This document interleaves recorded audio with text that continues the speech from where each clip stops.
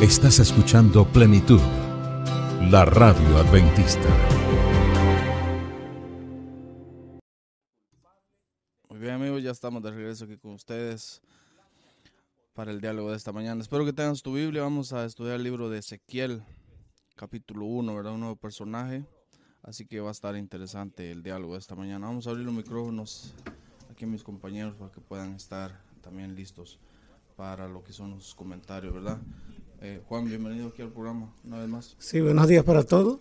Dios le bendiga esta mañana. Pues aquí estamos nuevamente para continuar con los estudios que estamos realizando durante estos sábados, deseándole muchas bendiciones en sus hogares. Amén. Modesto. ¿Qué tal, mis amigos? Buenos días, hermanos y hermanas, familiares, parientes, lejanos y cercanos, donde quiera que se encuentren. Les damos este cordial saludo desde la cabina central de la radio Piensa en Grande, que estamos aquí ubicados en Madison, Tennessee. Que Dios los bendiga. Hermana Lorraine. Feliz sábado y buenos días a todos mis hermanos que nos escuchan. Felices nuevamente de estar aquí, Amén. hablando y disfrutando de los misterios de la palabra del Señor. Así es.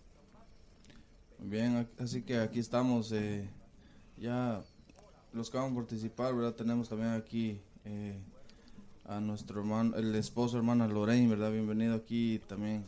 Su nombre, disculpe, porque ni se lo he preguntado. Lorenzo. Lorenzo. Casi iguales, ¿no? Ajá, sí. Lorenzo, bienvenido. Bienvenido, mi Lorenzo, hermano. también, aunque no estás en los micrófonos, pero aquí está él escuchando. Amén, amén. Así que vamos a entrar de lleno al libro de Ezequiel. Vamos a pedirle dirección a Dios. Modesto, ¿nos puedes llevar en oración? Claro. Bueno. Cariñoso y eterno Padre, que su morada es en los cielos. En esta hermosa mañana, nuestro Dios, nos hemos dado cita a esta cabina radial para impartir su palabra. Queremos pedirle en este momento, Señor, la dirección de su Santo Espíritu. Al abrir las páginas, Señor, de la Biblia, podamos inspirarnos, podamos recibir esa inspiración que recibió el profeta, que recibieron los apóstoles. Esa inspiración, Señor, que quiere darle a toda persona que está dispuesta a predicar su santo evangelio. Amén. Y nosotros estamos aquí más que dispuestos, Señor, listos para arrancar en este momento con su ayuda. En el nombre de Jesús. Amén. Amén. Así que el libro de Ezequiel, vamos a ir a la introducción, Juan. Me gustaría que usted nos explique quién es Ezequiel, cuál es su propósito de vida. Ujú. Hemos venido hablando de los profetas, ¿verdad? Sí. Tenemos Jeremías, Daniel, Ezequiel, y todos tienen algo como en especial, ¿verdad? Claro. Digamos, Sí. Daniel hace poco y vimos ahí las profecías y todo lo Sí. que él tenía para el pueblo de Dios. Ahora me gustaría que vayamos a conocer quién es Ezequiel, una introducción para saber de qué vamos a hablar en un programa más adelante, ¿verdad? ¿Cuál es la misión de Ezequiel? Sí, interesante pregunta porque a veces conocemos muy poco acerca de este personaje, muy emblemático, por cierto, en la Biblia, el profeta Ezequiel. Entonces, voy a mencionar algunos detalles muy interesantes o características de este personaje. Ezequiel era descendiente de los hijos de Leví. Okay. Él era hijo de un sacerdote de la familia de Sadoc. Entonces su padre se llamó Buzi, según el primer capítulo de Ezequiel. Pero hay algo interesante que me llama la atención porque los sacerdotes eran llamados al ministerio a la edad de 30 años y se jubilaban a la edad de los 50. Eso quiere decir que su periodo de ministerio era corto, pero eso no quiere decir que a la edad de 50 ellos ya no trabajaban en el ministerio, ellos trabajaban enseñando al pueblo. Entonces, ahora, es interesante que nosotros entendamos que Ezequiel le tocó vivir en un periodo de la historia de su pueblo muy crucial, muy problemático. ¿Por qué? Porque el pueblo de Israel había dejado las costumbres de la adoración a Dios y se había adoptado creencias digamos, idólatras. Ahora, hubo 3 deportaciones para el pueblo de Dios. En el año 605 ya estudiamos que Daniel y sus compañeros fueron llevados cautivos a Babilonia. Pero en el año 597, que fue la segunda deportación, Ezequiel fue fue deportado también a Babilonia. Ahora, esto es interesante porque en la primera deportación, Ezequiel era un adolescente. Se estaba dando cuenta que su pueblo estaba como cayendo en manos de sus opresores, pero él tenía toda la esperanza de servir en el ministerio del Señor, en el ministerio del templo, enseñando los principios fundamentales de Dios a su pueblo. Ahora, Ezequiel tiene una característica especial. ¿Por qué? Porque es un hombre dedicado al servicio de Dios y bien íntegro en todo lo que él hace. Ahora, yo quiero que nosotros entendamos cómo se sentiría Ezequiel al ser deportado a una ciudad extraña, a un país extraño, cuando él se estaba preparando para un ministerio, servir a Dios y a su pueblo. Ahora está cautivo en Babilonia. Ahora, es interesante entender que en tiempos de Ezequiel va a ocurrir algo inaudito, algo que no se esperaba, la destrucción de Jerusalén. Esto barrió las esperanzas del profeta o del sacerdote, porque todavía no recibía el llamado. Entonces, ¿por qué? Porque donde él esperaba servir, su nación destruida, el templo destruido. Y aquí va a empezar algo interesante. ¿Por qué? Porque él va a dar un dato que dice en el año 30 que él va a recibir la primera visión de Dios. Ahora, ¿por qué él da este dato? Porque es la edad en que él debería estar iniciando el ministerio del sacerdocio en el templo de Jerusalén. Ahora, yo no sé qué estaba haciendo ese tiempo, dice que él estaba en el río Quebar. Yo creo que era una persona reflexiva, ¿no? Estaba siempre, digamos, está bajo aquellas aguas cristalinas, meditando, es posible orando, pero es allí donde él va a recibir una visión.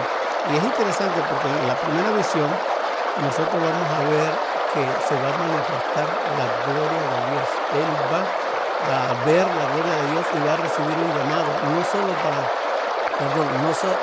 para ser sacerdote de un pueblo, sino para ser profeta, el mensajero de Dios, con una misión especial. Ahora, el libro tiene 48 capítulos. Se divide en 3 partes. Entonces, los primeros 24 capítulos, del 1 al 24, es el juicio de Judá.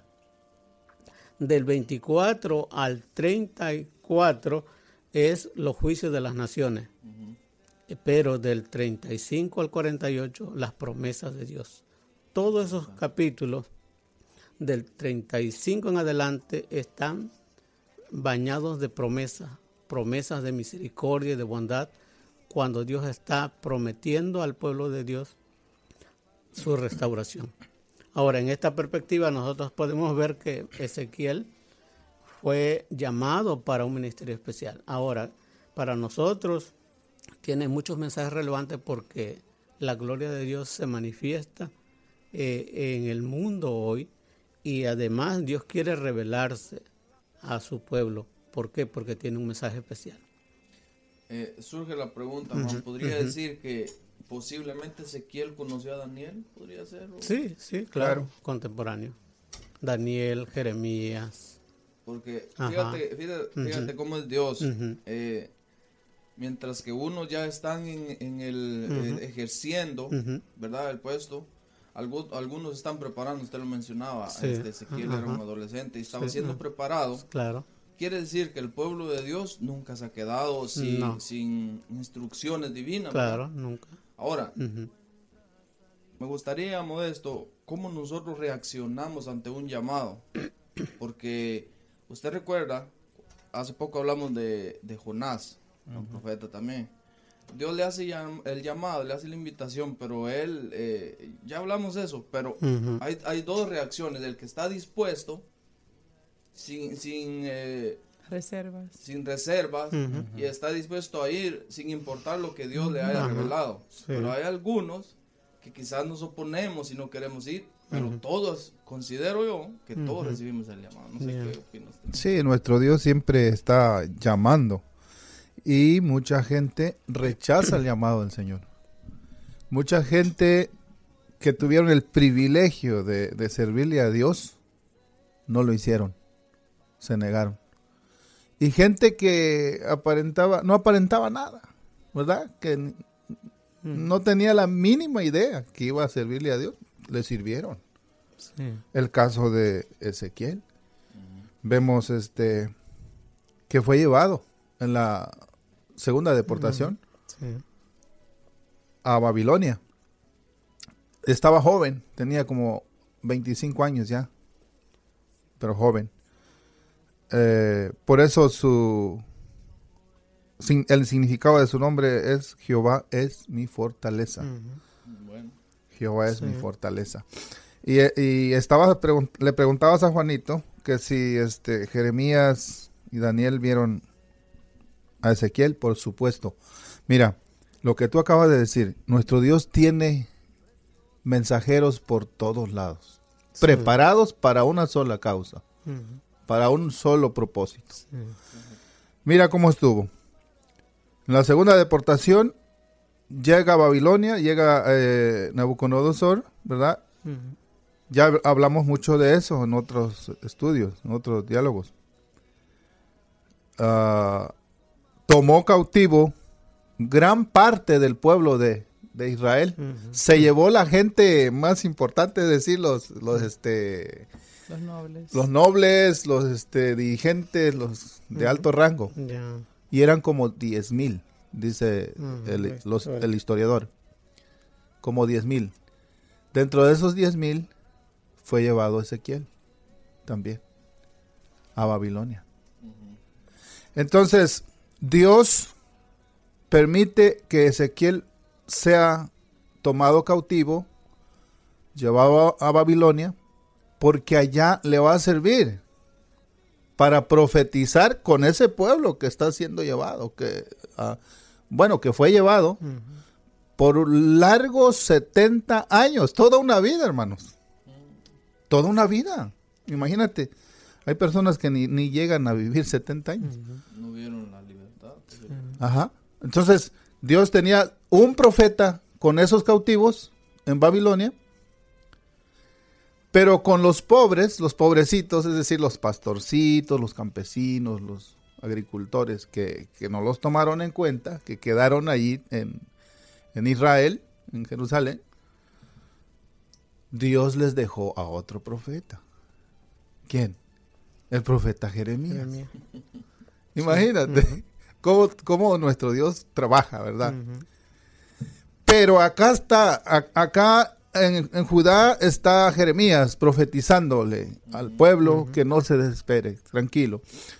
En Babilonia, 1,500 kilómetros de distancia, aproximadamente, más o menos, tiene otro profeta, Ezequiel.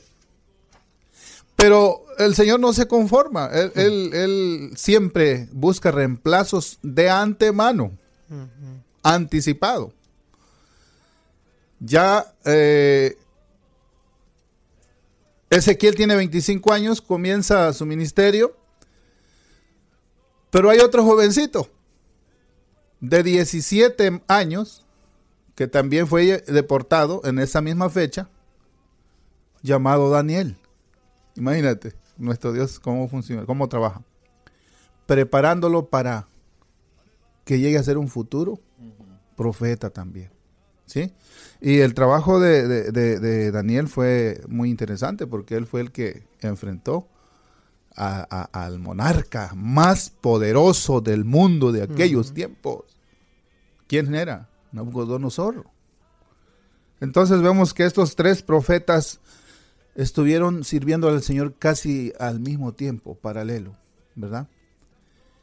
Porque su pueblo había sido tomado cautivo y Dios no iba a permitir que ese pueblo muriera sin esperanza, Siempre Dios va a levantar hombres y mujeres que estén dispuestos a servirle en su causa. Y en estos tiempos también está levantando a hombres y mujeres que están más que dispuestos a servirle a nuestro Dios.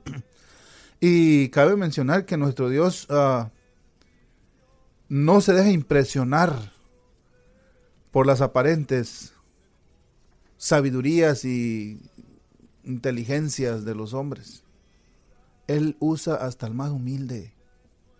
Él llama como a pescadores, como a Pedro, a pastorcitos, campesinos, gente humilde. Entonces el Señor no se deja impresionar por los estatus sociales, por las grandezas. Claro, Él no los desprecia. Él tiene mucho mecanismo para trabajar con la gente humilde y con la gente de alto rango, de cultura. Por eso es importante de que no necesariamente todos tienen que predicar. Algunos están por ahí en el restaurante cocinando, o sea, todos tenemos formas de predicar. Usted lo ha dicho, Dios al pueblo siempre lo ha dejado lleno de personas que lleven el mensaje. Ahora, la pregunta es, ¿cuál es tu, cómo te podría decir yo? ¿En qué parte estás tú? ¿Qué parte estás ejerciendo tú? ¿En dónde estás? ¿Estás compartiendo estudios bíblicos? ¿Estás cantándole a la gente? ¿Los estás animando? De cualquier forma, tú eres como un profeta que Dios te ha enviado ahí donde estás en el trabajo. Y mira, disculpa, un dato más. Mira que nuestro Dios permitió que Daniel enfrentara o hiciera frente al monarca más importante y peligroso, por supuesto, porque invadía sin piedad. ¿Por qué? Porque Daniel había sido instruido desde niño y era un muchacho capacitado en las letras, en las lenguas, en los idiomas. Y ahora con la lengua original de Babilonia, que era, ¿cuál era? Caldeo, la lengua caldea. Ya se lo sabía. Aprendió bien el inglés. Yo que no. Es decir, la lengua que dominaba el mundo en aquellos tiempos era la lengua caldea, como hoy día el inglés en todo el mundo, ¿verdad? Entonces, pero Daniel se lo aprendió. ¿Por qué hago énfasis con esto? Porque al mismo tiempo Dios tenía a ese profeta poderoso, Ezequiel, pero un nuevo profeta se estaba levantando también, ¿verdad? Ahora, vea, hermana Lorraine, siempre que, yo no sé si ustedes han analizado esto, pero cuando Dios envía un mensaje, como que no es un mensaje muy como que la gente diga, wow, qué mensaje. Y si recordamos, Jonás iba con un mensaje de Nínive será destruida. Ustedes recuerdan, Elías no llevaba un bonito mensaje también cuando fue a profetizar. Ahora Ezequiel, en el versículo 4, vea la primera visión que él recibe. Y me gustaría que usted nos amplíe un poco esto. Y voy a leer textualmente el versículo 4 nada más.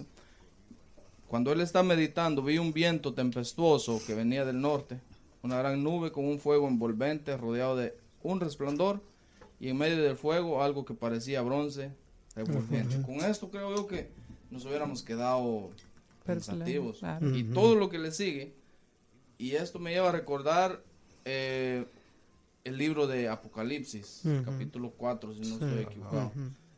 ¿Qué podemos entender ahí en esa parte? Sí, antes de entrar en ese versículo 4, yo quisiera recordar, ¿verdad? Ya el hermano Juan había hablado un poquito de la situación que estaba viviendo el pueblo y por qué ellos habían sido deportados. O sea, venían años y años donde habían reyes que habían corrompido al pueblo terriblemente. Sabemos de Manasés, que fue considerado el peor de los reyes, el más malo, que fue hechicero, que pasó sus hijos por fuego, hizo muchísimas cosas malas, que incluso después de él se levantó Josías, que fue un buen rey, que trató de hacer lo bueno delante de los ojos de Dios, pero el pueblo ya estaba tan corrompido que él no pudo cambiar los corazones. Entonces ya Dios estaba cansado, porque Dios es un Dios que Él le da oportunidad tras oportunidad, pero el pueblo de Israel volvía donde Dios cuando tenía la necesidad, y al momento en el que Dios lo libraba, entonces ellos volvían a caer, y ya comentábamos fuera del aire con el hermano Juanito, como ya se había vuelto un lugar pagano, el templo del Señor, donde habían doctrinas de todo tipo ahí, ¿verdad? O sea que el celo de Dios debió estar en su máxima expresión. Correcto. Ya cuando muere el rey Josías, el Señor entonces ejecuta lo que venía diciéndose desde hace tiempo, que el pueblo iba a ser entregado. Entonces, algo importante que yo quiero destacar antes de llegar a la visión, es que en los primeros 3 versículos, dice en el año 30, que decía el hermano Juan, que era la edad que cumplió Ezequiel, que es la edad en la que debió él asumir como sacerdote, pero no pudo hacerlo porque no había un templo. Sin embargo, dice que tenían 5 años en la deportación. Es decir, que esta visión llega después de 5 años de silencio. O sea, estas personas estaban cautivas en Babilonia. Imagínese usted haber sido llevado cautivo y estar en esa situación de opresión sin esperanza, porque uno puede pasar por una situación difícil sabiendo que tiene la esperanza de que Dios está contigo, pero cuando hay un silencio completo, sabiendo tú que vienes de haber pecado, de haber hecho lo malo, qué difícil debe sentirse, qué oscuridad y qué túnel negro sin una luz al final del camino debe uno sentir que el Señor no está contigo. Entonces, esos 5 años transcurrieron, fueron 5 años bien difíciles, y entonces, al cabo de este tiempo, el Señor llama a Ezequiel. Algo que también me llama la atención en esos primeros 3 versículos, que son cortitos, pero abarcan muchísima información, es que Dios se repite 2 veces. Dice que estando yo en medio de los cautivos junto al río Quebar, los cielos se abrieron y vi visiones de Dios. Y después dice en el 3, vino palabra de Jehová al sacerdote Ezequiel, hijo de Buzi, en la tierra de los caldeos junto a Quebar. Se menciona 2 veces que vino palabra de Dios y se menciona 2 veces el lugar. Quebar era un canal ficticio que se hacía como un sistema de irrigación para aprovechar el agua del río Éufrates para la agricultura. Y ellos estaban ahí, que decía ahorita el hermano Juanito, que seguramente él estaba meditando, pues el río Quebar, ellos estaban ahí porque ellos eran cautivos, a pesar de algunos de ellos ser nobles, para trabajar, hacer trabajo, ¿verdad? Entonces ellos se dedicaban a mantener la infraestructura, la agricultura y tal. Entonces ellos estaban en un lugar que era un lugar de esclavitud y de cautiverio. Sin embargo, el Señor, y lo repite 2 veces, rompió como un paradigma en ese momento. Porque antes ellos tenían entendido que Dios solamente hablaba en Jerusalén y en su templo, ¿verdad? Pero aquí vemos como el Señor cambia eso, y por eso Dios menciona 2 veces, dando firmeza, de que en ese lugar, fuera de Jerusalén y en un lugar de cautiverio, allí el Señor se manifiesta y entonces le habla. Y es una visión poderosa, mi hermano. Quiero dejarle, obviamente, tiempo a ellos, pero para responder su pregunta, ¿qué podemos entender y rápidamente de esta pequeña visión?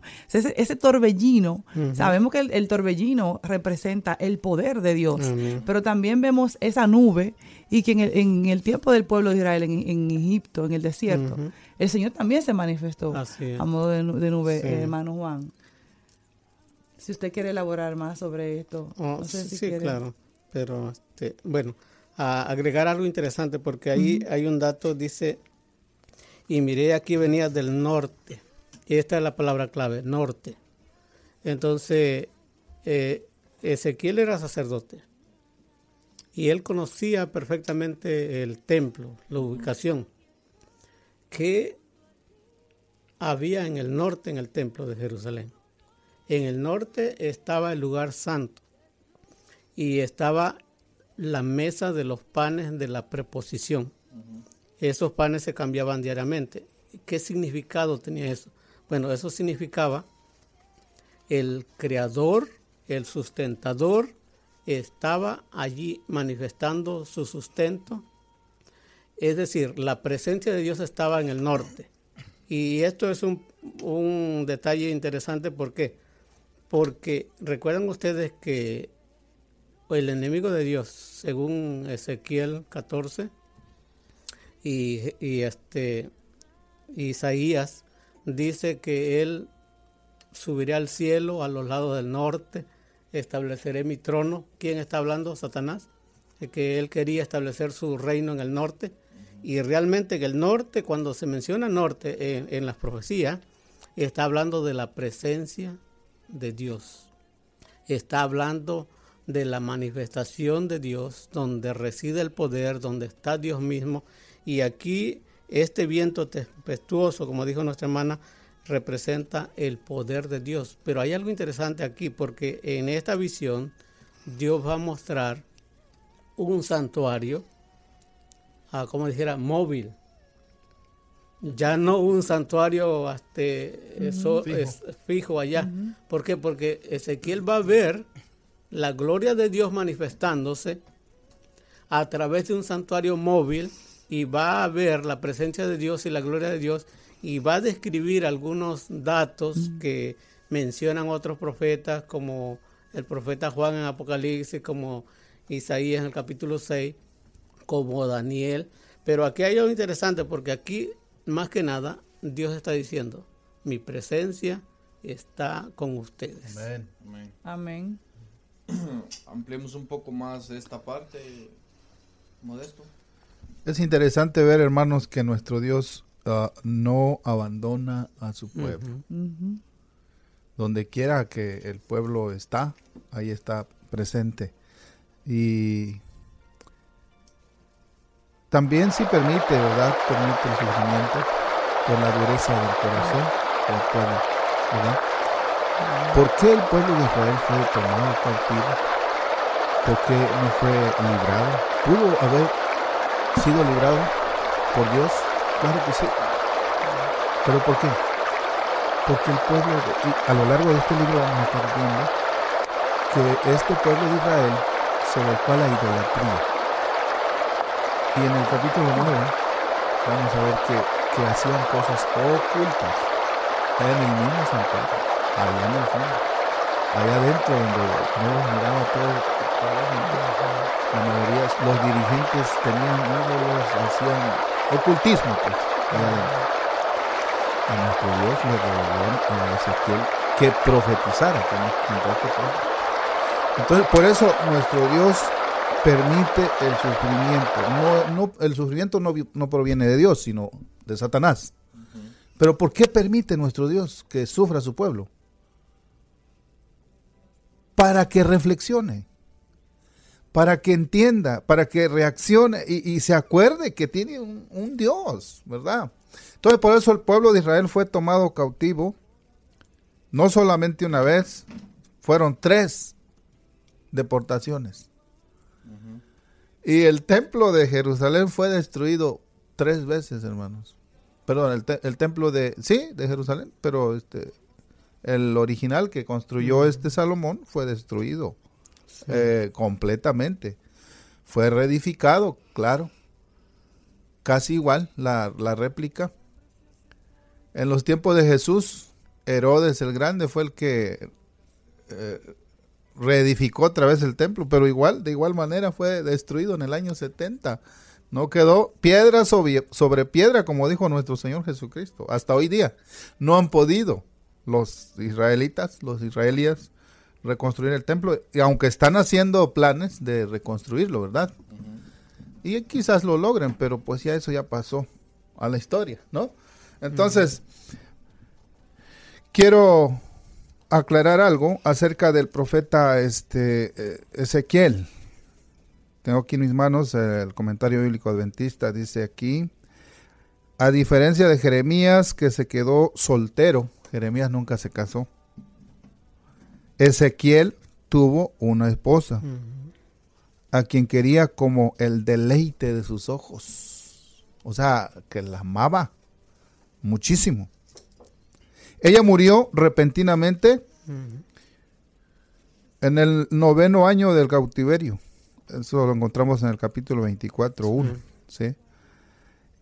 Y dejó al profeta solo ante las grandes pruebas de su oficio profético. O sea que el profeta Ezequiel, ya en su madurez, en su vejez, pues murió, anduvo solo, soltero. Ya no se volvió a casar, viudo. Vivió joven, de 34 años, entonces. Imagínense. Entonces, hablando de Daniel, también él nunca se casó. Pues recuerden que Daniel estuvo en el palacio del rey Nabucodonosor y pues llegó a ser eunuco. Ustedes saben la historia de los eunucos, ¿no? Que ellos no podían tener mujer. ¿Por qué? Porque les hacían pues la cirugía. Entonces Daniel nunca se casó. Pero este profeta sí. El profeta Ezequiel sí tuvo esposa y la amó. La amó con todas las fuerzas de su alma y sintió mucho la pérdida de su esposa. Entonces, eso era un pequeño adelanto de lo que vamos a estar viendo también acerca de este profeta. Y bueno, tengo... Fíjese, ya no sé si había terminado o lo estoy interrumpiendo. No, adelante. Fíjese, ahí se da una visión, pero tiene muchos detalles que no alcanzamos a explicarla. Pero después de todo este mensaje, en el capítulo 2, hay unas palabras que me gustan. Me dijo, hijo de Adán, ponte de pie y hablaré contigo. Cuando me habló, el Espíritu entró en mí y me afirmó sobre mis pies. Y oí al que me hablaba. Me dijo, hijo de Adán, yo te envío a los israelitas, gente rebelde, que se levanta contra mí. Ellos y sus padres se han rebelado contra mí hasta ese mismo día. Te envío pues a gente terca y empecinada. Le dirás así, dice el Señor. O sea, cuando Dios está enviando aquí a Ezequiel a dar el mensaje, Él le está haciendo ver, mira Ezequiel, las cosas no van a ser fáciles. Porque muchas veces nosotros pensamos, no, pues si yo fuera pastor, las cosas son fáciles, si yo fuera misionero, nada, porque mucha gente solo ve que tú te paras en un púlpito a predicar, mucha gente solo ve que tú vas a hacer grandes campañas ahí, como se hace en nuestros países al aire libre, y la gente dice, pues eso está fácil, pero detrás de la escena de la predicación, ¿cómo es la vida diaria del mensajero? Dios le está haciendo ver a Ezequiel, las cosas no van a ser nada fáciles, incluso el mismo pueblo va a ser rebelde. Entonces, ¿cómo nosotros podemos estar dispuestos, hermana Lorraine, a ir a pesar de? En Josué, cuando Josué iba a comenzar su ministerio, el Señor le enfatizó muchas veces, solamente esfuérzate y sé muy valiente. Cuando Dios manda, Él respalda, definitivamente, pero hay un trabajo y un esfuerzo que tenemos nosotros que poner, ¿verdad? Esa valentía de poder ir dispuestos a que pase lo que tenga que suceder, porque estando en las manos del Señor, entendemos que su voluntad es buena, agradable y perfecta. Esa debe ser la primera actitud. La segunda actitud, recordando al profeta Jonás, que nosotros podamos compartir el corazón de Dios, porque a Jonás le costó, no solamente, ¿verdad? Le faltó de pronto valentía, ya habíamos hablado de eso, pero también hay un asunto y es que a veces nosotros se nos olvida que hemos sido perdonados por gracia, ¿verdad? Y misericordia. Y no queremos aplicar la misma misericordia que hemos recibido de parte del Señor hacia el pueblo donde nosotros somos enviados. Y aquí vemos a un Ezequiel muy distinto, como usted decía, hermano Henry, a Jonás, muy distinto. Él estaba así conectado. Me gusta, y aquí también podemos entender por qué. Varias veces entre el capítulo 2 y el capítulo 3, vamos a ver cómo Ezequiel dice, y luego que me habló, entró el Espíritu en mí. O sea, que el Espíritu Santo moraba con él, ¿verdad? Y lo acompañaba, lo visitaba de manera frecuente.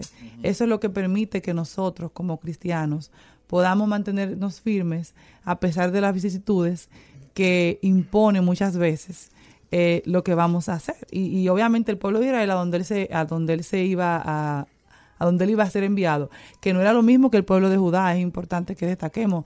Después que el reino se dividió, cuando Salomón murió, ya quedó solamente la tribu de Judá, que era el pueblo que había quedado puro, y el pueblo de Israel entonces se quedó al margen. Ese pueblo de Israel se ligó con muchos otros pueblos y ya venían con muchas costumbres que no tenían nada que ver con las costumbres que Dios había establecido. Por tanto, lo que Ezequiel iba a enfrentar no era fácil. De hecho, en Mateo ya Jesús decía, Israel, que matas a tus profetas, ¿verdad? Él sabía que podía encontrarse con eso, pero tenía la fe y la firmeza que recibió del Espíritu Santo, porque lo podemos ver aquí como al principio del capítulo 2, él es afirmado por Dios y es visitado por el Espíritu Santo.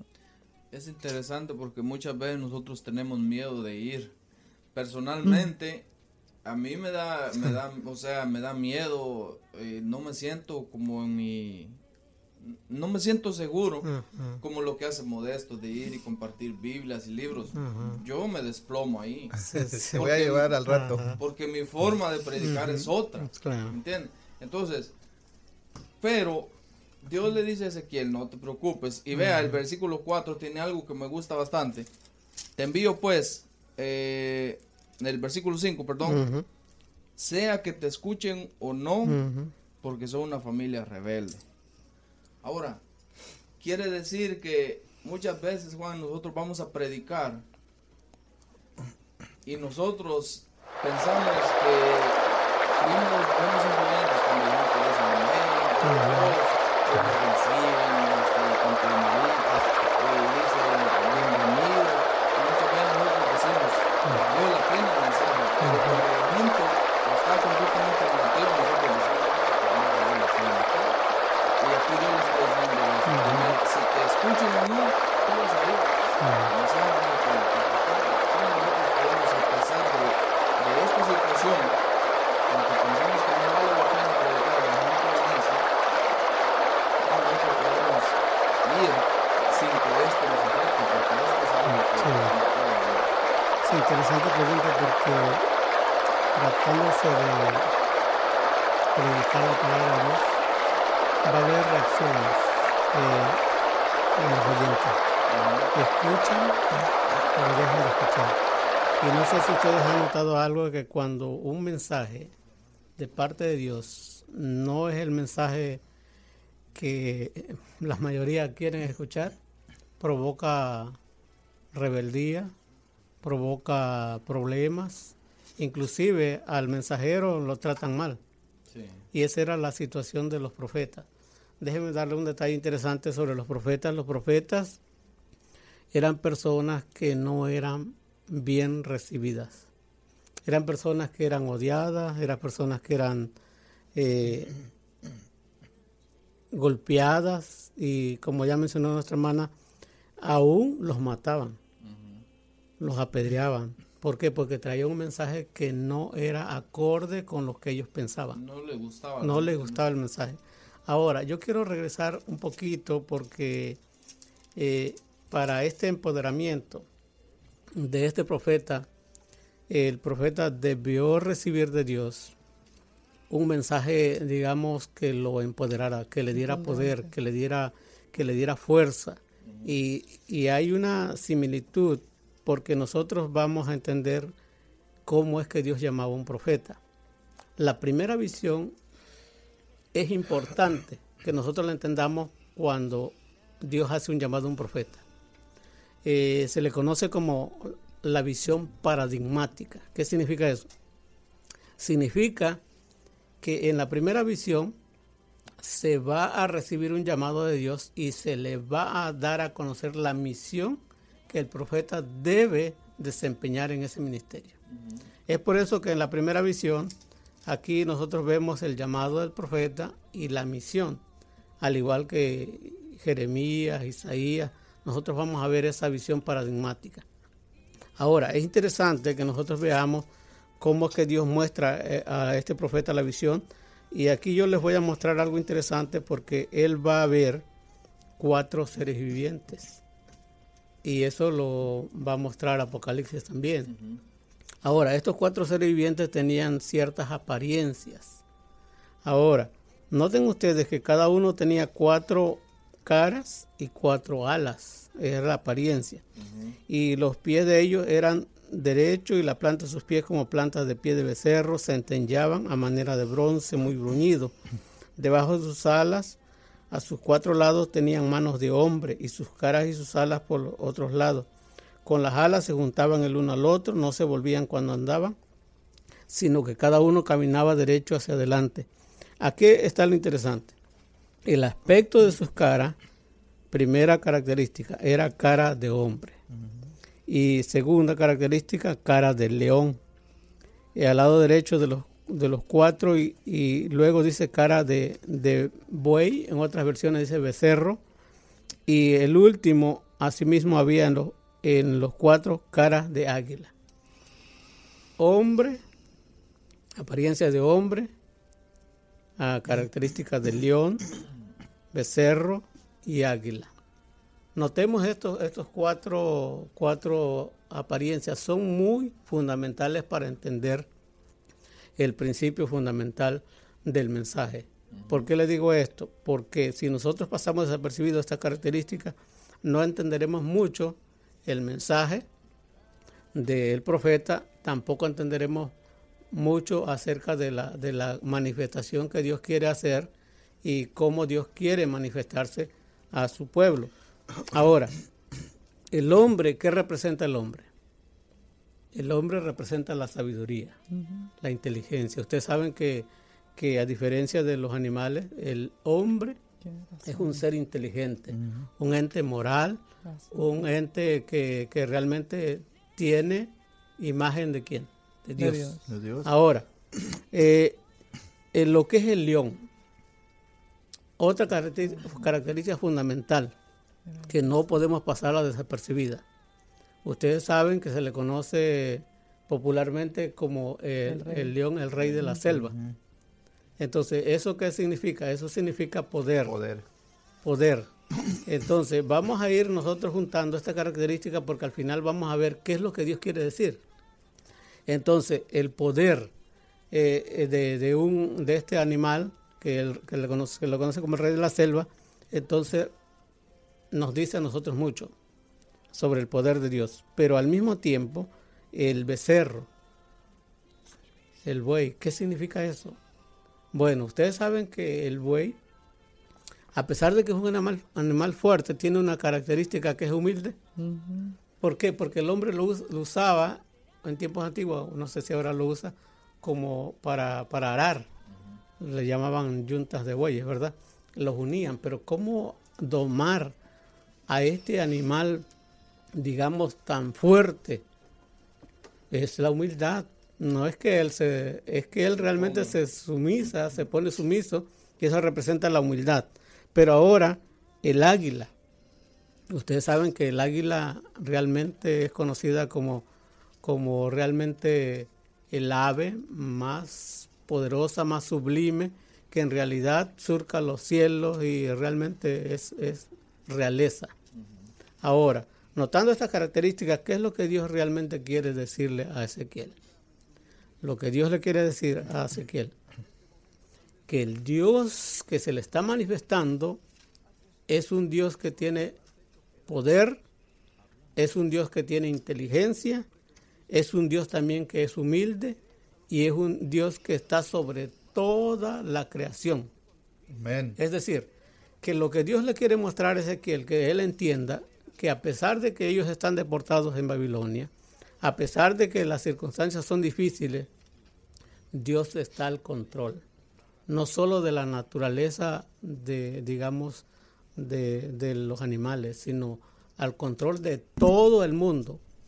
Es decir, que Dios tiene el control de todo. Su poder y su gloria no se manifiesta solo o se limita a un templo, sino que su gloria se manifiesta en el mundo entero. ¿Recuerdan ustedes la visión de Ezequiel?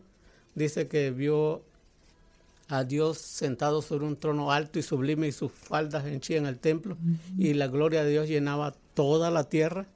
Es decir, que Dios está diciendo a Ezequiel, yo estoy contigo y estaré con ustedes hasta los confines de la tierra. Pero sobre todo, el mensaje es que el profeta Ezequiel debería decirle al pueblo de Dios que nunca deberían de olvidar que Dios es el soberano y Rey de Reyes y Señor de Señores, y que tiene promesas no solo de misericordia y de bondad, sino que tiene promesas más sublimes que el hombre no lo logra entender. Es por eso que si nosotros unimos esto con lo que me hacías en la pregunta, cómo nosotros reaccionamos frente a personas que no escuchan el mensaje, que son rebeldes.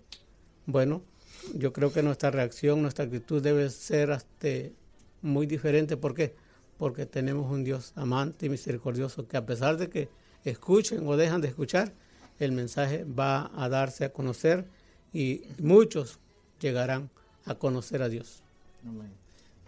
Me gustaría, Modesto, que nos diera usted, posiblemente, porque sabemos que a usted le gusta, o sea, ir a evangelizar, a hacer campañas, a entregar literatura y todo eso. Y seguramente usted ha vivido unas experiencias basadas en los, cuando ellos mencionan, por ejemplo, y posiblemente usted dice, yo también, y usted se familiariza con lo que está viviendo hoy. ¿Cómo? Ahora vamos a aplicar nosotros nuestra vida basada en la experiencia que usted ha tenido. ¿Cómo nosotros podemos ir a evangelizar cuando no lo hemos hecho? Sí, hermanos, no es fácil. No es fácil cumplir una misión de parte del Señor, pero tampoco es imposible. Cuando estás dispuesto o dispuesta a servirle a Dios, como esos militares, aquí tengo gente, el estimado capitán, no voy a decir nombre, mi estimado capitán, mucho gusto. Y yo sé que usted se familiariza con lo que estamos diciendo. Cuando usted recibe la orden de su superior, ¿qué dice? No puedo ir, no quiero ir. No. Vas sí o sí. Y la orden de nuestro superior, que es nuestro Padre Celestial, es: Amén. Vas porque vas. Truene o relampaguee. Vas. Tengas que pasar por un pantano o por un lago, por un cerro, tú vas porque vas. Estos son los guerreros de Dios, los soldados de Dios. Y que estamos más que dispuestos a llevar este precioso evangelio. Amén. Porque hay almas que salvar. Hay almas que rescatar. Porque está en juego la salvación de muchas personas. Experiencias muchísimas, hermanos. Muchísimas. Tengo una experiencia de un día, nos pusimos de acuerdo. Una de esas vino a mi mente ahora. Una de tantas. Con la iglesia. Había un pueblito. Bueno, hay muchos pueblitos allá en Chiapas, de resistencia. No sé si ustedes se enteraron del Ejército Zapatista, de la Liberación Nacional, EZLN. Fue un problema muy grande que yo, pues no puedo decir tuve el privilegio, sino tuve la desdicha de estar entre medio de este conflicto. Entonces, pero quedó una resistencia, así le dicen ellos, que hasta hoy día están ahí, pero están en la vil miseria.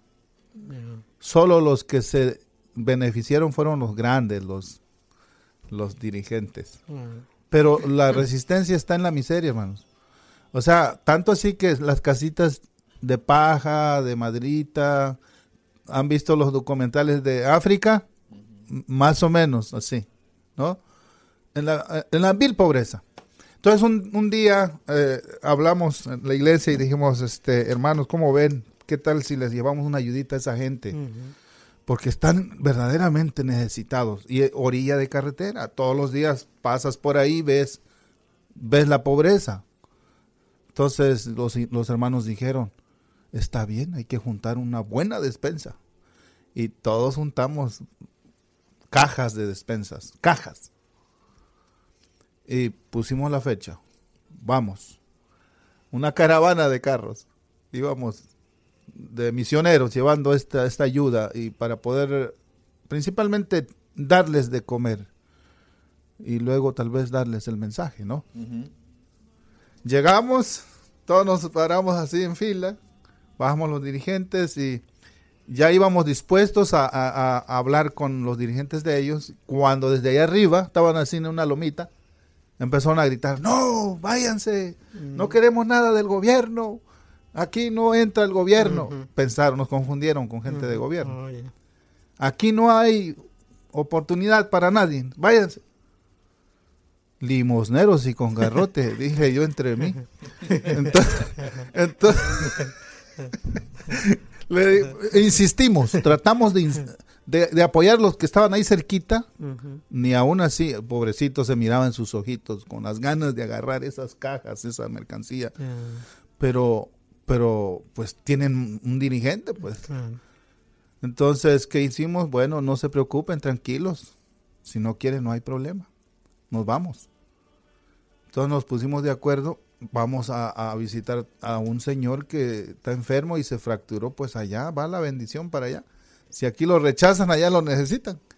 Y fuimos para otro lado, repartiendo esa mercancía con gente necesitada.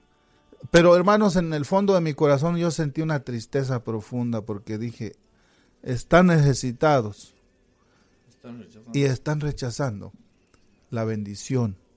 Y así muchas experiencias, hermano, rechazadas. Muchas ocasiones fui rechazado, fui despreciado a punto de ser encarcelado. La cosa estaba muy difícil. Me enseñaban las pistolonas acá. ¿Y te vas o qué? No, pues me voy. Sí. Me voy, pues ¿para qué? ¿Para qué agrandar más el problema? De todas maneras, yo ya cumplí con venir, ya me sacudo los zapatos, como dijo Jesús, sacúdense los pies, váyanse, ya la sangre de ellos ya no cae sobre ustedes. Correcto. Tranquilo, ¿verdad? Y así, muchas experiencias. Por eso estos profetas también sufrieron los desprecios del propio pueblo. Imagínate. Hay razón con otros grupos, ¿no? De otras etnias, de otras creencias. Pues no lo sientes tanto. Pero cuando tu propia iglesia te desprecia, eso se siente, eso duele en el fondo del alma. Cuando tu propio pueblo te desprecia, te rechazan, te humillan, eso duele. Entonces, hermanos, pero esto no es nuevo. Esto siempre ha sucedido a través de la historia. Personas así, que fueron despreciados y maltratados, como el profeta Jeremías, que estuvo ahí como 3 días en el fondo de un pozo húmedo. Imagínate. Como el profeta Daniel en la fosa de los leones. Como el profeta, apóstol y vidente Juan, que fue metido en una tina de aceite hirviendo y por el milagro del Señor no murió. Y así podemos ver a lo largo de la historia bíblica que no siempre es bienvenido el mensaje de parte de nuestro Dios. Y los que sufren el desprecio somos nosotros los predicadores. Sufrimos el rechazo. Ahora, me gustaría, Lorraine, que fuéramos a una conclusión, porque definitivamente el tema cada vez se va expandiendo más. Sí. No le podemos dar un fin, definitivamente. Vamos a una conclusión, porque el tiempo lastimosamente se nos ha acabado. Sí, claro. Anteriormente decía el hermano Juanito que las ruedas indicaban que ahora había un cambio, que no solamente Dios estaba en aquel lugar en el pueblo de Israel, sino que ahora Dios se movía. Y eso era la esperanza que se le estaba dando al pueblo que estaba deportado. Dios ya estaba presente en aquel lugar. Los ojos que tenía la rueda también muestra un Dios que todo lo ve, un Dios omnipotente y soberano. Sabemos que es así. Y me impresiona cuando el hermano Juan también hablaba sobre la imagen que él vio, que eran 4 seres vivientes con 4 cabezas cada una, león, hombre, águila y buey. Arriba, en la cabeza de esos seres vivientes, había una extensión que era de cristal, y arriba de esa extensión de cristal había un trono, y en ese trono estaba la presencia del Señor, que indica que el Dios al que nosotros le servimos, hay una separación entre Dios y todo lo que es creado. Hermanos, Jehová reina, y ante la presencia de Jehová tiene que temblar la tierra, ¿verdad? Así que la actitud que tomó Ezequiel fue que él tuvo que caer, ¿verdad? Él se postró y de verdad no pienso que haya podido haber otra forma cómo accionar ante una presencia tan inminente y poderosa del Dios de nosotros. Hermanos, eso es maravilloso. Nuestro Dios es poderoso, nuestro Dios está por encima de todas las cosas, y sin importar las vicisitudes ni lo complejo del ministerio al que Dios nos puede enviar, sabemos que le servimos al Dios que está por encima de todo lo que existe. Amén. Amén. Así que amigos, recuerda, el próximo sábado tendremos la segunda parte de este personaje tan importante. Así que bueno, aquí llegamos a la conclusión del diálogo bíblico. Vamos a hacer una intervención musical. Recuerda que después, en la segunda parte, vamos a estudiar la lección de escuela sabática. Así que no te vayas, disfruta esta melodía y regresamos contigo.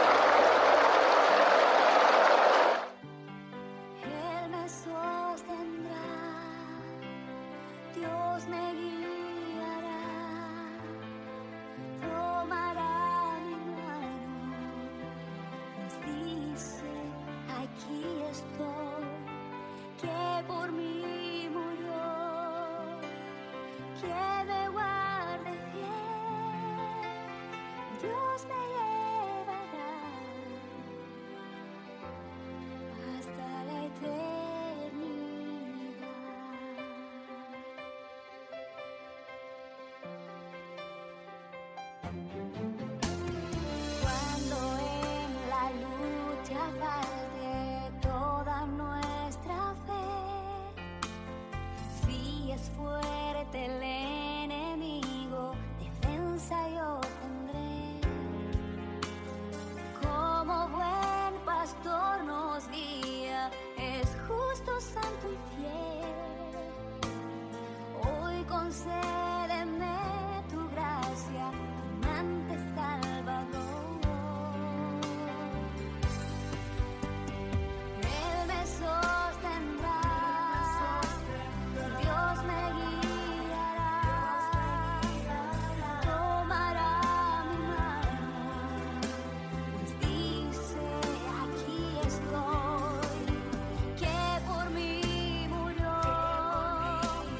que me guarde fiel. Dios me llevará hasta la eternidad.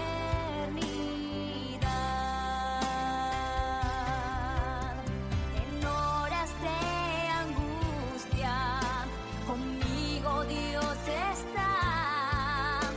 No tengo dudas ni temores, refugio en aflicción.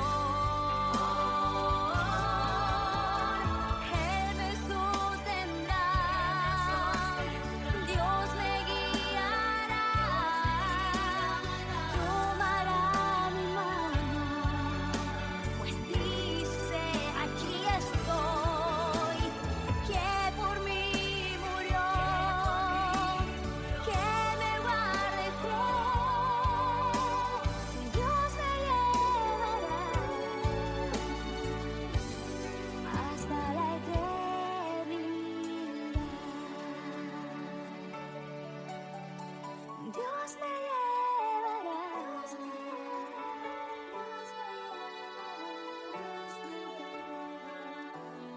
hasta la eternidad.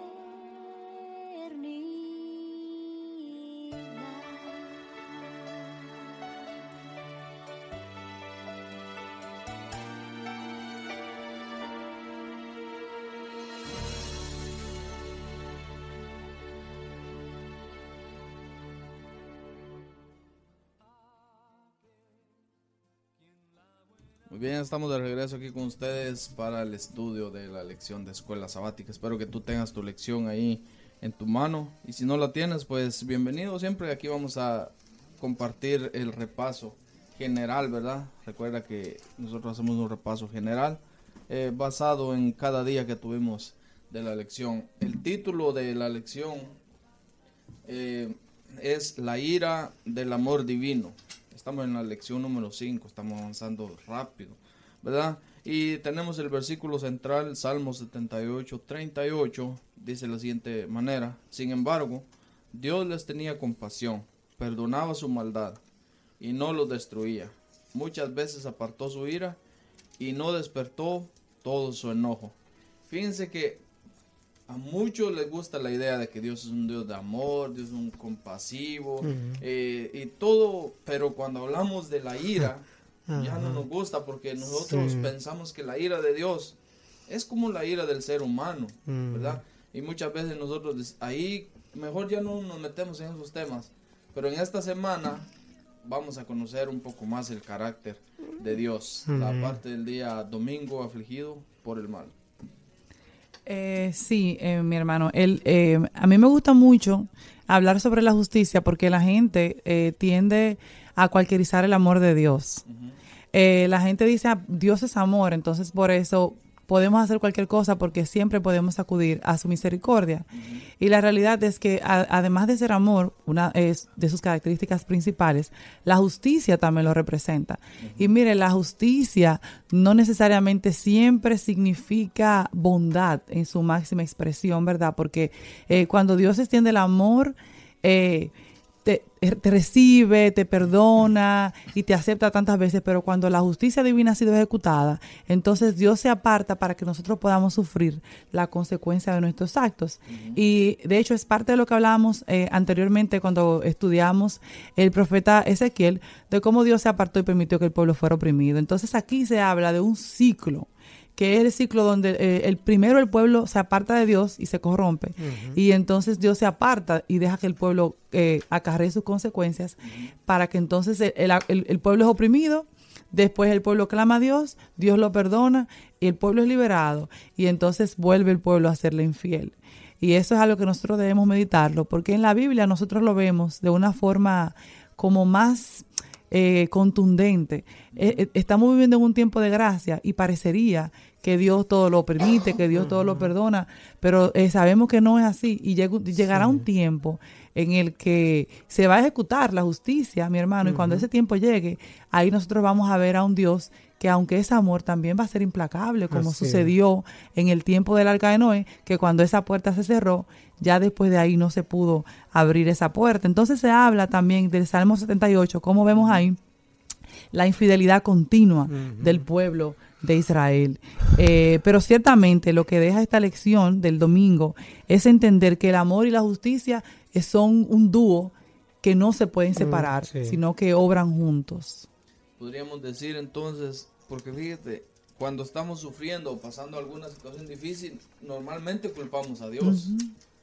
Pero ahí es donde se ejerce, cuando si tú siembras mal, vas a cosechar mal. Entonces, aunque Dios sea un Dios amoroso, un Dios justo, tú has sembrado eso. Ciertamente. Vas a recibir eso. Aquí tenemos una pregunta. En la parte final dice, seguramente te has airado alguna vez por el mal hecho a otros. No sé si ustedes han experimentado eso. Y esto te ayuda a comprender cómo es la ira de Dios contra el mal, ¿verdad? Así que la siguiente parte, Dios es lento en airarse. ¿Qué nos quiere decir esta parte, Modesto? Efectivamente, hermanos, Dios es amor y es misericordioso. Porque si no fuera así, ya no existiéramos. Vemos que en el cielo nuestro Padre Celestial le dio oportunidades a Lucifer. Cuando él se rebeló en contra de él, el cielo marchaba en paz, tranquilo, todo era armonía. Pero todo empezó cuando Jesús asumió el trono, se sentó en el trono. El Padre Celestial le dio la oportunidad de sentarse en su trono, y Lucifer, eso le causó envidia, sintió algo extraño y empezó a sentir envidia. Entonces, ¿qué pasó? no solamente se quedó ahí, empezó a experimentar ese deseo de codicia. Codiciaba estar en el trono donde Jesús estaba sentado. Deseó ser como Dios. Y nuestro Dios, ¿qué pasó? ¿Qué hizo? Él lo sabe todo, porque Dios es omnipotente, omnisapiente, omnipresente. Mira, omnisapiente, voy a hacer referencia en esta palabra, omnisapiente. Nuestro Dios lo sabe todo, hermano. Todavía no ha salido de tus labios la palabra cuando Él ya la supo. Está en tu mente, el Señor lo sabe. ¿Sí? El otro señor de las tinieblas, que es Satanás, no puede leer tu mente, pero Dios sí. ¿Cómo actúa Satanás? Por medio de tus gestos. ¿Cómo te ataca? Por medio de tus gestos, de tu forma de actuar, de tus acciones. Lee, el enemigo lee qué clase de persona eres en tus movimientos, pero no lee tu mente. El que conoce tu mente y tu proceder es nuestro Dios. Entonces él sabía que este enemigo iba a aumentar su envidia. Sin embargo, le tuvo compasión, le tuvo misericordia, porque Dios, esa es su naturaleza, lento para airarse, no se enoja rápidamente. Algunas personas dicen, bueno, pero si Dios es tan poderoso, ¿por qué no destruyó a Lucifer y lo aplastó como una cucaracha ahí y ya se acabó todo? El problema se arregló. No, porque Dios es amor y es misericordioso y es lento en airarse.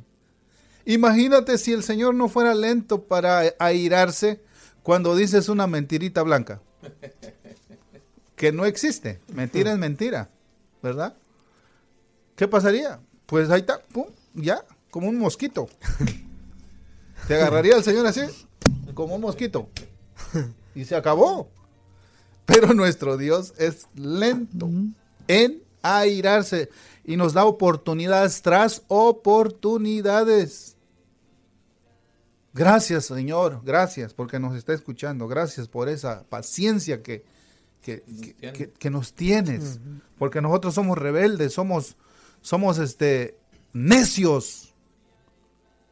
Vemos sus maravillas, vemos sus milagros, pero volvemos a lo mismo, como el puerco vuelve a la charca de lodo.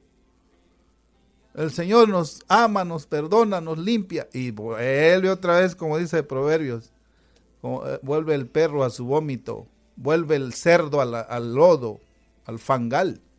Así somos, pero el Señor nos tiene paciencia porque es lento en airarse. ¿Qué pasó con la gran ciudad de Nínive? Jonás se enojó bastante. Dice, yo no quería ir a predicarles porque ya sabía que tú eres amor y que eres lento en airarte. Sabía que lo ibas a perdonar, los ibas a perdonar. Por eso no quería ir, Señor. Pero me voy a subir en ese cerro y desde ahí, de esa colina, voy a ver si realmente, a lo mejor sí los vas a destruir, chamuscar como Sodoma y Gomorra. Y ya hablamos acerca de eso ahora poco, ¿no? ¿Y qué pasó? El sol subió, eran las 9, 10 de la mañana. Mediodía, el sol estaba en su apogeo. Jonás estaba, ahora sí que, mientras el sol subía, el gusanito de esa noche le había comido el cogollo, el tronco de la raíz de esa calabacera. Y cuando el sol subió, pues se marchitó. A mediodía estaba marchita la sombra. Y Jonás, ¿qué cosa decía? Quería morirse. Porque así es el hombre, así es usted y así soy yo. Somos muy rápidos en airarnos. Sí. Y Dios no es rápido en airarse, es lento para airarse. Nos tiene misericordia. Jonás dice, ojalá. Me imagino Jonás con Juan, el hijo del trueno. Cuando le dice, Señor, esos de Samaria no nos dieron alojamiento, no nos dieron comida, no nos quisieron vender nada, que porque somos judíos. ¿Por qué no mejor ordenas que caiga fuego del cielo y los consuma? Bonita forma de arreglar. ¿Te acuerdas cuando no eras cristiano Haz memoria. Y le pedías raite a uno que pasaba. Y que ya querías llegar y no tenías para llegar rápido. ¿Ah? Pasaba el único carro y no se paraba. ¿Y qué decías? Ojalá se choque por ahí. Ojalá se vaya a un barranco. Así somos, hermanos. Pero Dios no es así. Dios es amor. Y por ese inmenso amor es que vivimos todavía. Amén.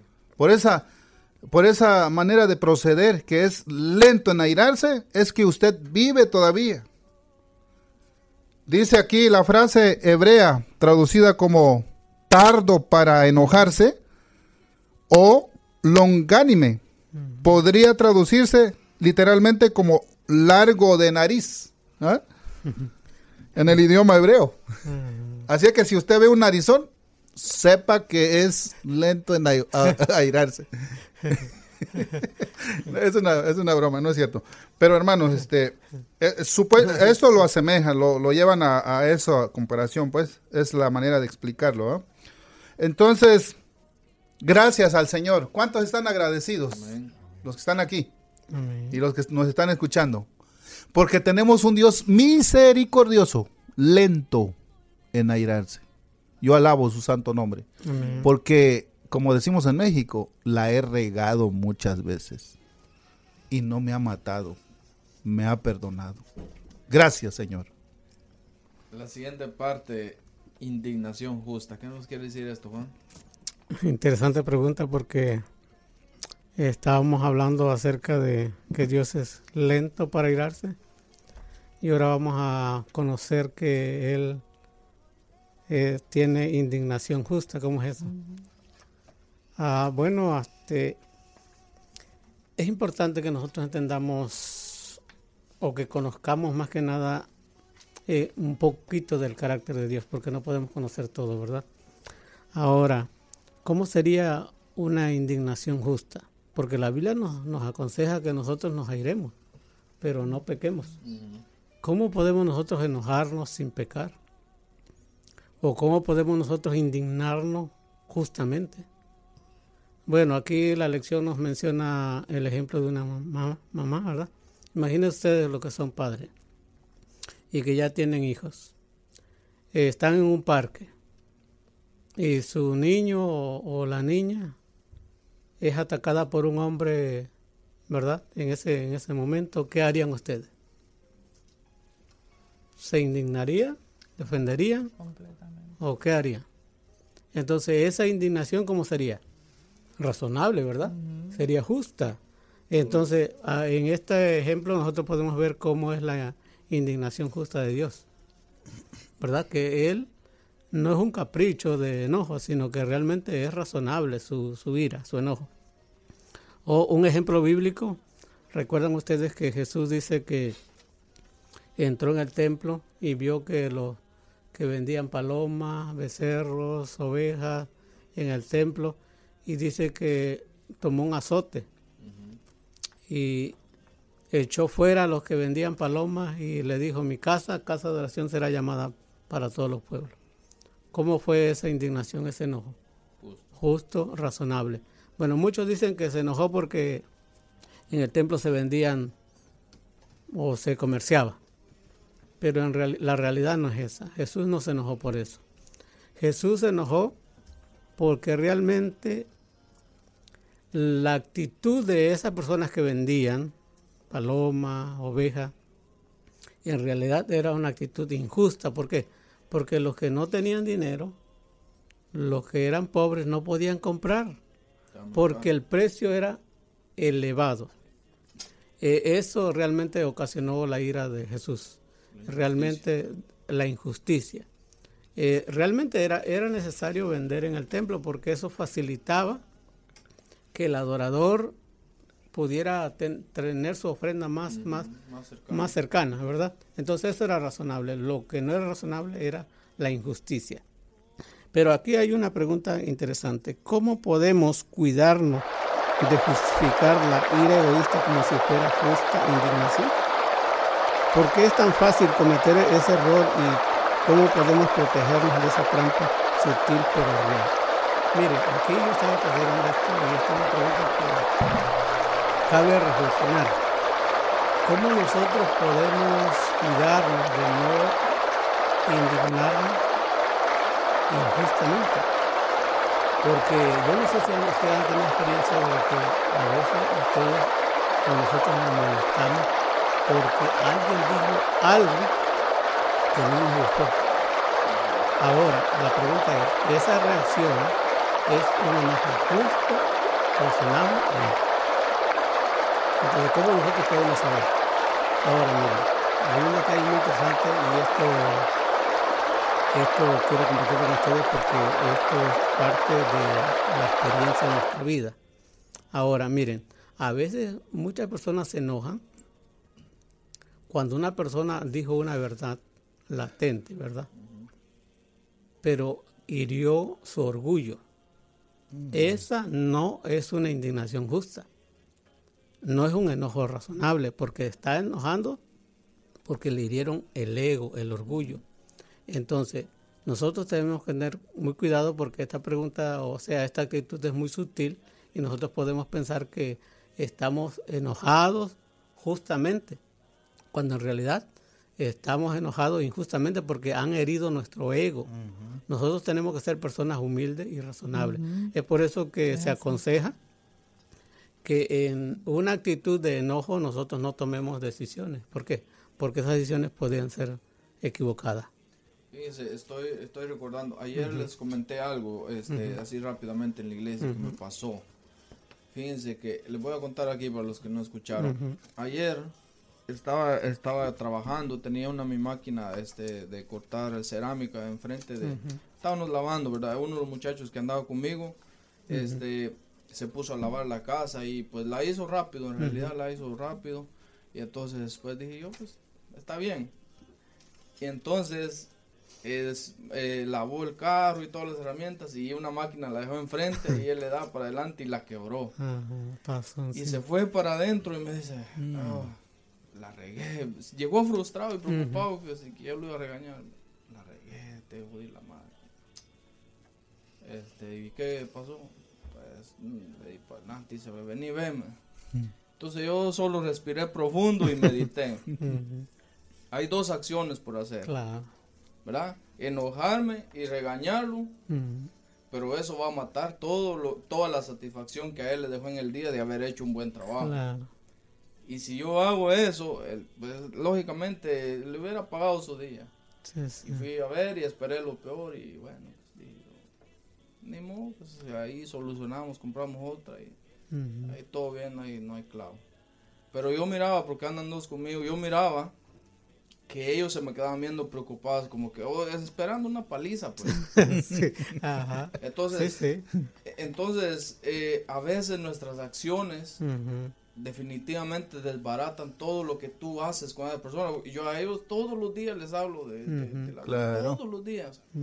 Y ahí es donde tú meditas y dices, es momento de predicar o de destruir lo que has hecho. Así que nuestras acciones tienen mucho que ver. Era una pequeña prueba. Correcto. Que estabas pasando.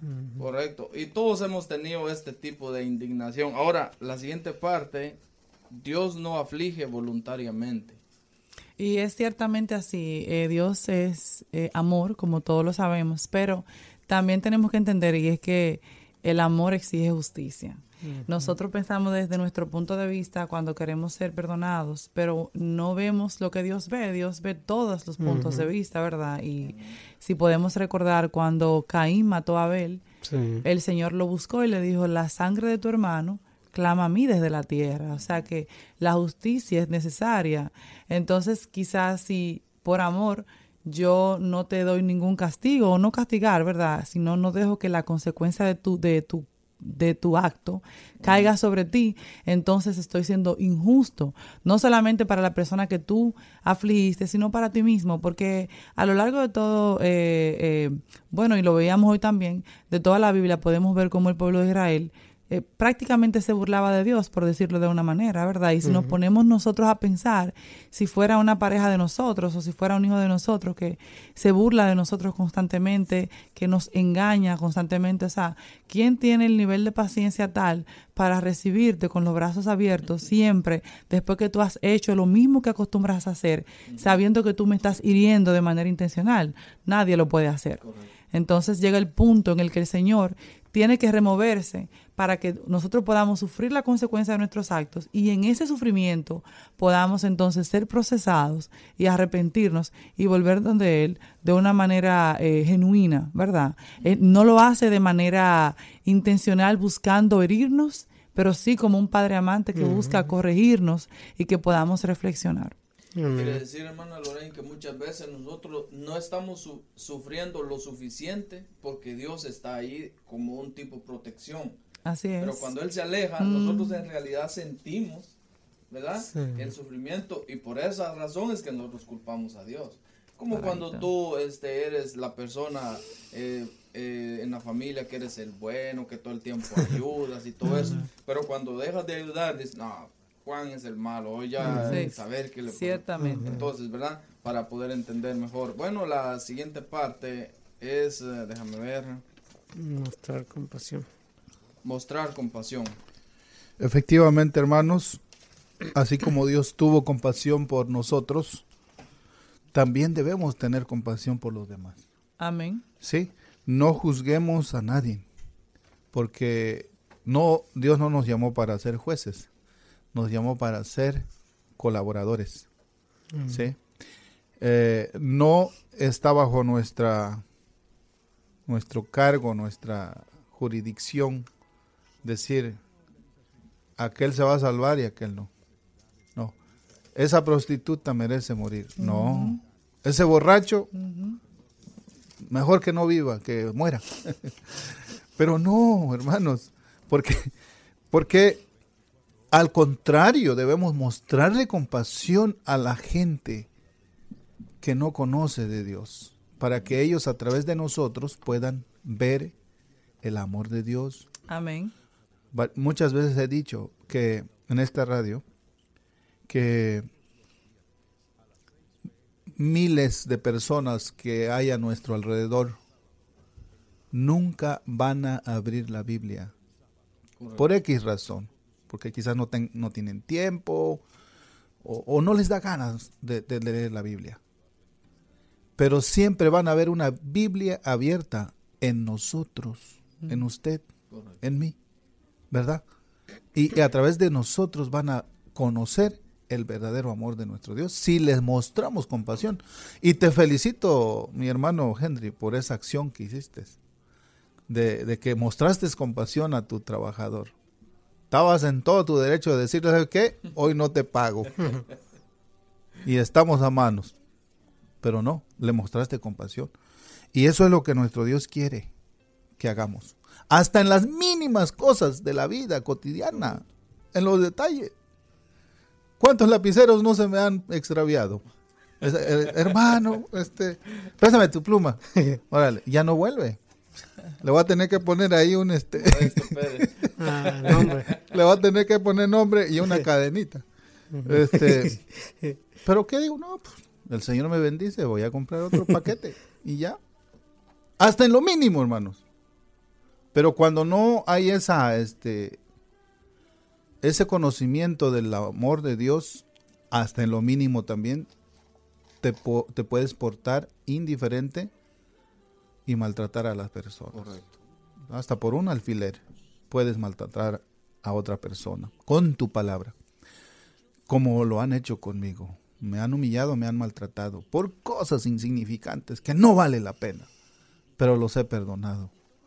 Entonces, Dios quiere que usted y yo mostremos compasión, porque no debemos vengarnos, porque la venganza ¿es de quién? De Dios. De nuestro Dios. Amén. Y voy a leer un texto aquí en Romanos 12:17. Dice de esta manera: no paguen a nadie mal por mal. Procuren hacer lo bueno delante de todos. Si es posible, en cuanto pueda de ustedes, Vivan en paz con todos. No tomen venganza, hermanos míos, sino dejen el castigo en las manos de Dios, porque está escrito: mía es la venganza, yo pagaré, dice el Señor. Antes bien, si tu enemigo tiene hambre, dale de beber. Si tiene sed, dale de comer. Si tiene sed, dale de beber. Actuando así, harás que se avergüence de su conducta. En otra versión dice: ascuas de fuego harás que se sienta. Es decir, se va a poner rojo. Se va a poner colorado. Te va a decir: wow, pero ¿por qué yo me porté mal con él si él me trató bien? ¿Sí? No hagamos venganza. Hermanos, ¿cuánta gente me ha ofendido? Han hecho cosas horribles, pero no me he vengado. Lo he puesto en las manos del Señor. Amén. Y el Señor hará justicia. Que Dios me lo bendiga. Amén. Conclusión final, Juan. Bueno, yo creo que tenemos una lección muy interesante. Tenemos una lección, pues yo diría, extremadamente importante, que debemos aprender muchas lecciones de ella y sobre todo conozcamos más el carácter de Dios, que es amor, justicia y misericordia. Amén. Así que, amigos, este fue el repaso de la lección de esta mañana. Recuerda, quédate en sintonía de Plenitud la Radio. El próximo sábado te esperamos a las 7:30 de la mañana. Que el Señor te bendiga. Amén. Amén. Gracias, mi capi, por... Una radio que toca vidas. Plenitud, la radio.